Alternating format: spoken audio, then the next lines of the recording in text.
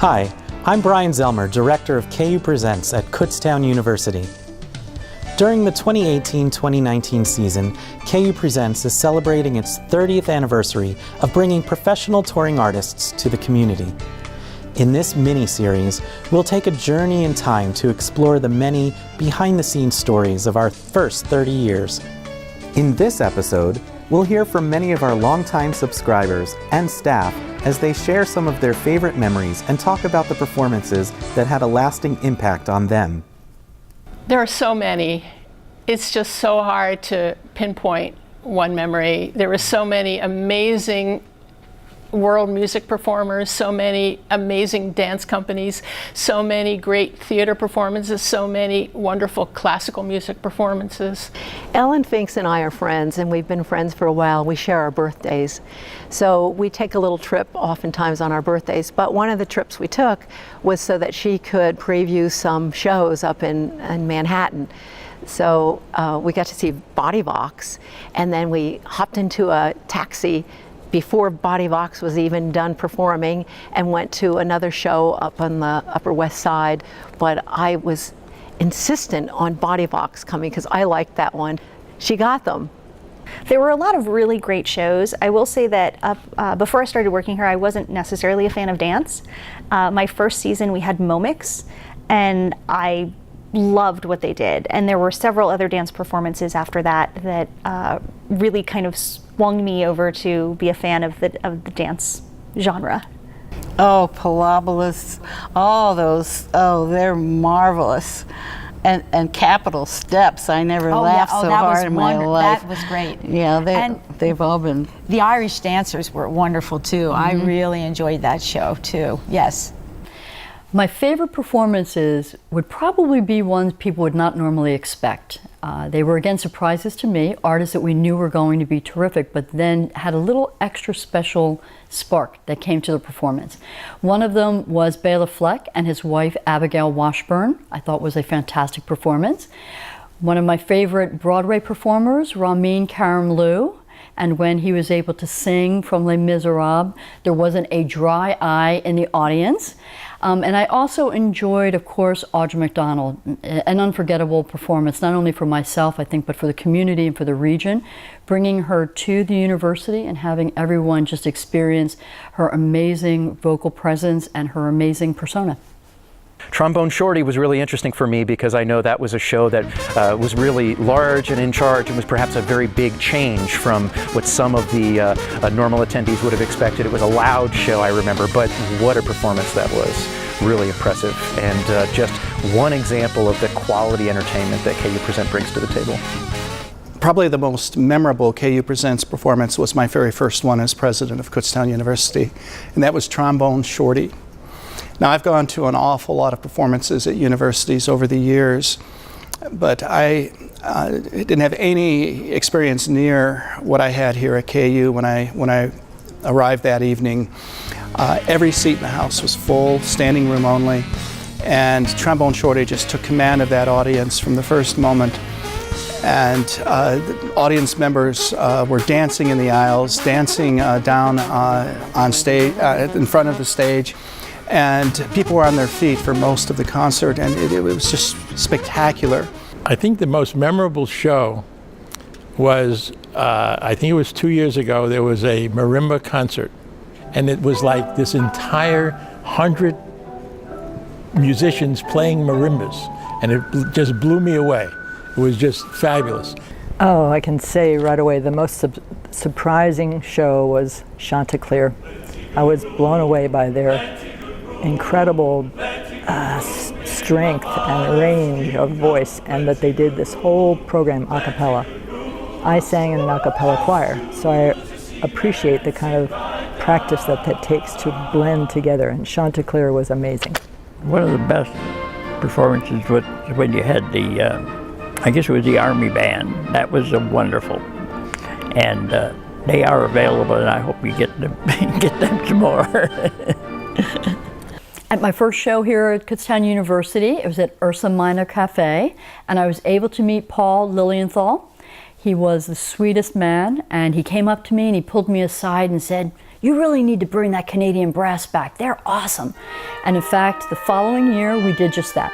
We booked Canadian brass, and we also had a wonderful Christmas dinner that was associated with the show. And Paul came up to me and he said, thanks. I said, well, thank you for the idea. I enjoy the brass very much, and you've had them a couple times, maybe 3, but at least 2, and they're always good. Over the years, I've saved some of my tickets, not all of them. I wish I had saved all of them because it jogs my memory as to what I've seen. And I save them at home in a crystal bowl. So I was looking through some of them, and for example, the Canadian brass, that stays with me. The Music of Montreal, Dance Brazil, Turtle Island String Quartet, William Close, and the Earth Harp. The Earth Harp was great because if you were here for that, they had strings all the way from the back to the front of the theater, and they played the harp in the entire room. Acoustically, that was fantastic.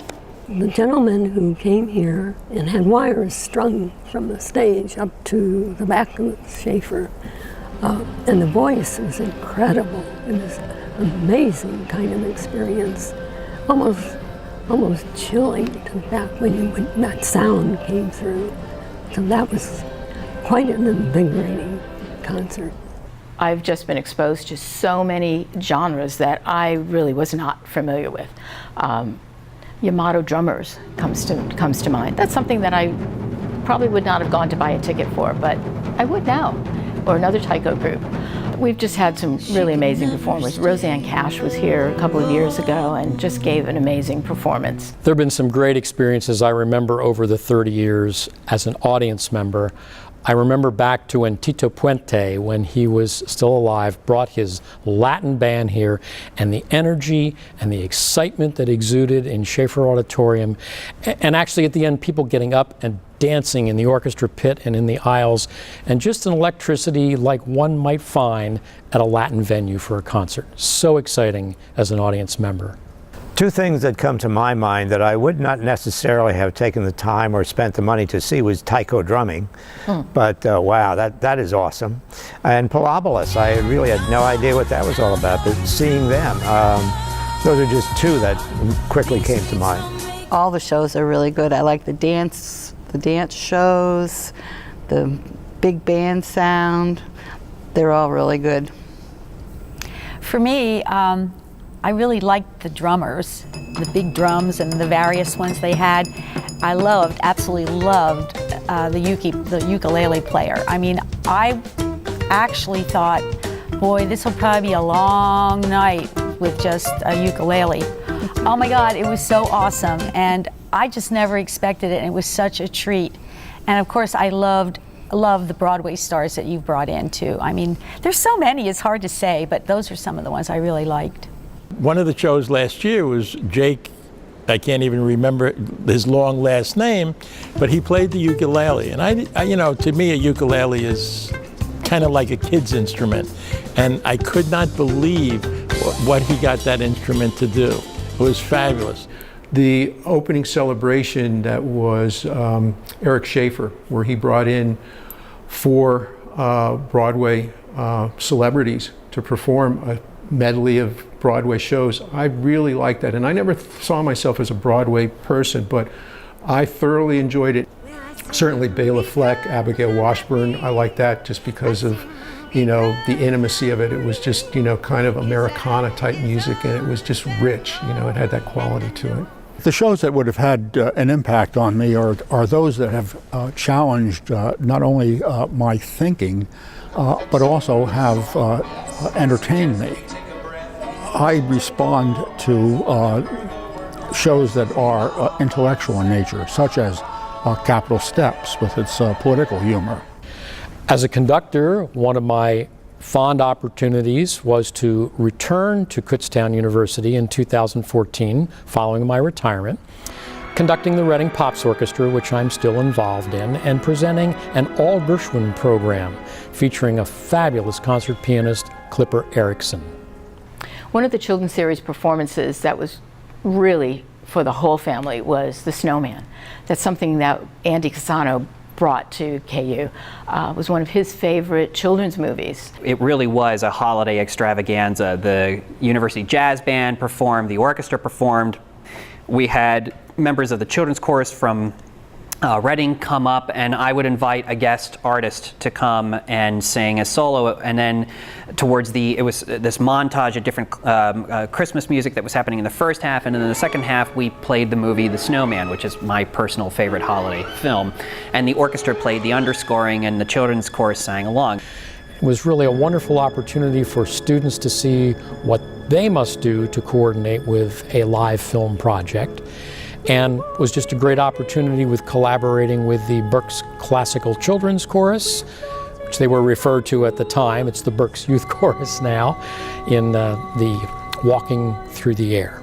So there was this huge sort of community effort that came together to perform under one roof. And the audience interaction was fantastic because you had parents of students, you had members of the community. You had, parents of the kids, the young kids that were coming, and they didn't really know what to expect, and they got to see this really fantastic thing. And for a period of time, that became a little bit of a holiday tradition, and it was really great to sort of be able to witness that. One of the outreach events that I remember the best is with Trout Fishing in America. They were just amazing. It's just two people, and we went around to schools all over Berks County, Lehigh County, and Montgomery County for 3 days. And they did 3 workshops per day. And they taught songwriting to elementary school, to middle school, and high school students. They would perform a song for them, kind of get the kids going, and then work with them to do the lyrics and the style of song and record it by the end of the hour. It was just, I was amazed. It was just really something to be seen with them working with the students that way. The Sphinx Orchestra is made up of winners from the Sphinx competition, and the purpose of the Sphinx Orchestra is to promote Hispanic, Latino, African Americans in classical music. And it was a group of 30 musicians who were all in their late 20s, early 30s, who were as good as classical musicians as anybody that you would find in the Philadelphia Orchestra. Within that orchestra, there was a quartet, the Harlem Quartet. And we took them into Muhlenberg Elementary School in Allentown. When the quartet identified the nationalities that they were, which were Haitian, Cuban, and Dominican, and I think it was Mexican at the same time. They were asking how many kids were from those countries, and dozens and dozens of hands went up. And the teachers came up afterwards because they remarked at the thing that I was noticing, that there were, I don't know, a couple hundred kids in that hall, and they were silent, and they were listening to classical music because they identified with the musicians instantaneously, and we made a really fantastic connection to those kids, not only through the music that they were playing, but also through the nationality of the artists. We've had terrific collaborations with different departments here on campus. Everything from music to art to the physics department, who worked with some of our performers to put together workshops. And for instance, a Tesla coil concert before the Earth Harp show to show the science of sound, and then the science of shadows with Palabolas Dance Company. We did an entire day of outreach with our deaf and hearing impaired community. We brought students from both Allentown and from Reading. The show was told without any words being spoken, and you can follow the story, and by the end of it, you are emotionally moved. It was very moving. The kids also had an opportunity to work with the Palabolas dancers and their shadow screen, so they were able to make elephants and buildings with their bodies behind the screen as well. We continued the day in the afternoon with the art department and the art students. They were able to do shadow puppets with the kids, as well as ultimately put on a shadow puppet show. And there's been master classes for years and years for the KU students here. Everything from working with the On Trio with strings to Wycliffe Gordon. We've had students perform with some of our artists. For instance, on stage at Ursa Minor, we had the jazz ensemble perform with Wycliffe Gordon, which was pretty amazing for the students and also for our audience. It was pretty great. Students have been involved in a lot of the workshops that we've done. Recently we did a ukulele workshop before the Jake Shimabukuro show, where we brought in teachers from Meadowood Music to be here and teach people a little bit about the ukulele before seeing this master play. We also created a unique partnership with the Hispanic chambers of both Allentown and Reading, and we created something called a WorkNet for the Spanish Language Society here on campus. We were hosting Ensemble Español, and prior to the show, we ended up having a little reception that brought all of the individuals from both of those organizations together to meet our students here on campus. They were then able to enjoy the show afterwards in a relaxed social setting, and it was really successful. We were really thrilled with that partnership. Oftentimes when we had a performer from another country, we would have a dinner featuring food from that country. Actually, it started with Queen Ida and her Zydeco band, because Queen Ida had written a cookbook called Cookin' with Queen Ida. So we decided to have a dinner using recipes from Queen Ida's cookbook. One of the first dinners that I remember working on was the blues dinner before the Charlie Musselwhite show. We were over in the Georgian room, and we even brought in a DJ. I brought in a DJ from the local radio station that was the blues player that I used to listen to every Saturday night. So he came and played music, and it was just great. It was a really fun event. We had a lot of people come to that. So that kind of set off, the idea of doing dinners before the shows, and just kind of getting into the spirit of the show, trying to bring that vibe into a pre-show event and get the audience excited about it. I think adding the dinners was a really nice touch because we enjoy going to them, and the service is wonderful, the food's wonderful, and it really adds a different dimension to the whole experience when you come. So I like that you did that. It's a chance to talk with the people that you share tickets with, because we don't see each other from show to show unless we have the dinner. Then we can sit there and talk, meet a few new people at dinner. It's a really nice addition. One dinner with Natalie McMaster is a Celtic player from Cape Breton, Nova Scotia. And I found her recipes online. On her website, she had favorite recipes of her family. So we actually made those recipes and then served the same meal that we had for the patrons of the dinner to the cast and crew, and they just loved it. She was just thrilled. She even talked about it on stage, that she was so excited that we had her family favorite dinners that in the green room, which is not something that she gets very often. One of the Christmas dinners that we did once we got back here in Schaefer was before the Elizabeth von Trapp performance. We kind of played off the German heritage to the Pennsylvania German heritage, and we got Patrick Dunmoyer, the director of the Pennsylvania German Cultural Heritage Center, to come and be the speaker at that. Not only did he talk about Christmas traditions, but he also came up with the menu and worked with Aramark to do all of these old Pennsylvania Dutch recipes, and people really loved it. It was a lot of fun. One of our favorite things is the dinners beforehand. Elaine and her crew have done a nice job of choosing menus that sort of fit the program for the evening. The dinners are always good for socializing, meeting different people, getting their take on Kutztown and just the world in general. And it's always good food. I've never been disappointed in the food. No, never. It was October 23rd, 1993. I remember the date because the Phillies were in the World Series, unexpectedly, I might add. We had the St. Paul Chamber Orchestra with Hugh Wolf conducting. And during the performance, between pieces, Hugh Wolf would give the score of the baseball game. And then, unexpectedly, in the middle of the slow movement of a Beethoven piano concerto with Yefim Bronfman performing, the tower on top of Schaefer Auditorium started bonging 9 times. No one's ever heard anything come from that tower since The only thing that I took it as was an omen that the Phillies were going to lose the World Series, and indeed they did. Well before the major renovation of Schaefer Auditorium, the university installed a state-of-the-art fire alarm system in the auditorium. So we had a setup within the fire alarm system where we could go to what's called performance bypass mode. That would allow you to use theatrical haze on stage without compromising fire safety and not triggering the system, or so we thought. The first show we had after the installation of the fire alarm was a modernized version of Othello.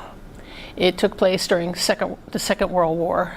It was in a war zone, so there were bombs going off and there were strobe lights happening. Well, what happened was they used so much theatrical haze that it literally rolled off from the stage and out into the audience. So it was just like really very, very thick. And at the end of the performance, just as Othello stabbed himself, the brand new state-of-the-art fire alarm system that had recently been installed started going off. The odd part about it was this was near the very end of the show, and it was like this kind of weird battle scene and stuff, and it was like police sirens and all this other stuff. And however it happened, timing-wise, the alarm system that went off from our fire system went off almost at the exact point in time where you would have cued it normally during the point. So not only did you have the sound effects from the show, but you had ours added in there as well. And then we heard a recorded announcement for people to leave the hall. And people thought it was part of the show. Other people were trying to get out of the building as soon as possible, but not many of them, which was a bit disconcerting. We were totally involved in it, and I thought it was maybe part of the show, but no, it wasn't. And it was one of those things where, you know, looking back on it, it was kind of funny how that all played out. And then at that point I had to call public safety and say, you know, we don't actually have a fire, everything's okay, you know, go ahead and disarm the system. So that was a challenging night to work. We had a wonderful quartet from Canada called Quartetto Gelato, and they were on stage rehearsing several hours before the performance, and I said, hey, how's everything going? They said, we went to the wrong Kutztown. And I said, what? There's another Kutztown? And apparently when they were putting the address in MapQuest, they picked Kutztown, Lebanon County, and they went to the small town of Kutztown, Lebanon County, home of the Ring Bologna. The KU Presents audience is willing to take risks, but they also have a trust and a loyalty to what KU Presents has brought in the past and will be bringing in the future. They're willing to say, let me see what you're going to bring to me and give it a try, and be willing to expand their taste above what they know and is familiar to what may be unfamiliar but will be challenging to them. I will download at least one song of everything that we've seen here, okay? And I found that a couple of my favorites are Vocalocity, and also Abigail Washburn and Bella Fleck, and also Ramin Karimloo was another one that he actually gave a CD out to all the people, and I put that on my computer as well. And while I'm on the computer, many times I'll play that music because I enjoyed it so much, and it brings back the memory of being here. Well, I know that this year coming up, there'll be one more performance than typical, expanding the list, let's say. And I'm really looking forward to Arturo Sandoval at the end of the season. I'm really looking forward to him. We like dancing, we like music. We are looking forward to Hal Linden and Barbara Eden in this coming season, something totally different. A show that we're looking forward to this year is the Hal Linden and Barbara Eden show, because it's different from all of the other things we've seen here in that it's basically a play. And certainly they're both very accomplished actors, and we've heard good things about the play. It ran on Broadway for a very long time, so we're really looking forward to that. So, I mean, it's always a pleasant surprise. I'm always anxious when Mara sends me the list to see what we're going to see, because I'm coming no matter what, right? We just heard some of the most beloved memories KU Presents has gifted both patrons and staff over the years. Join us next time as we look toward the future and take a sneak peek at the exciting arts initiatives that will help KU Presents thrive for a long time to come. Thanks for joining us. I'm Brian Zelmer, and we've been celebrating 30 years of KU Presents. Welcome to the 30th anniversary season of KU Presents.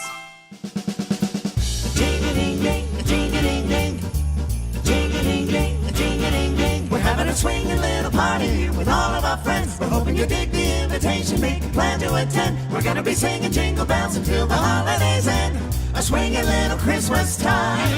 We're gonna be wrapping up your present. Ring in the holidays with a heartfelt and fun performance on December 5th with Jane Lynch, A Swingin' Little Christmas. This show features both poignant and hilarious takes on classic holiday tunes, as well as nostalgia-inspired originals. Jane Lynch is best known for her role of Sue Sylvester on Glee, and she's joined by Kate Flannery, known for her 9 seasons as Meredith on The Office, and Glee's vocal arranger, Tim Davis. The joint will be rocking with the rhythm of some holiday tunes. But baby, it wouldn't be a party if it didn't have you. A swing a little Christmas time.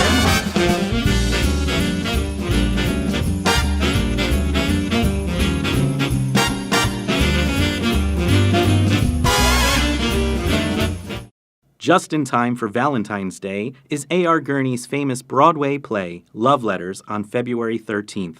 This production is reinvigorated as 2 iconic television stars, I Dream of Jeannie's Barbara Eden and Barney Miller's Hal Linden, pull the heartstrings of spellbound audiences across America. You know, do you know a play called Love Letters? Mm-hmm. Oh, I with Larry. love doing that. You did it with Larry, didn't you? I did it with Larry. I am doing it now with Hal Linden, and you asked me what I was doing. I'm going to do it next year with Hal. But that absolutely, for pure joy for me as an actress, is that part. I love it. What better to take from a little child to an old lady? I mean, what an arc. I love it, love it, love it.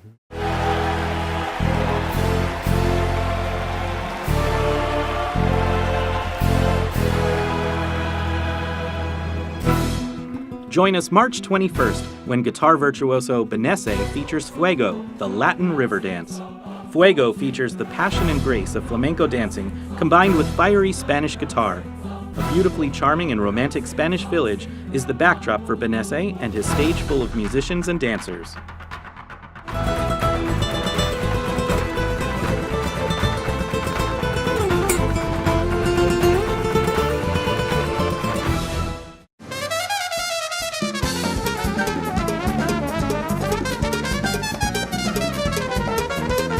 Rounding our season out on April 16th is one of the most dynamic live performers of our time, Arturo Sandoval. The protege of the legendary jazz master Dizzy Gillespie, Arturo Sandoval is known for his virtuosic technical ability on the trumpet, but he also plays the piano and sings.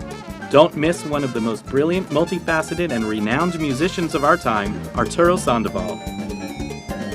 Tickets are now available by calling 610-683-4092 or by visiting kutztownpresents.org.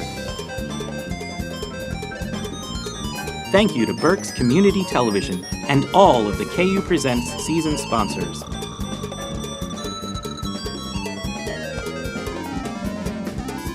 See you at Schaefer.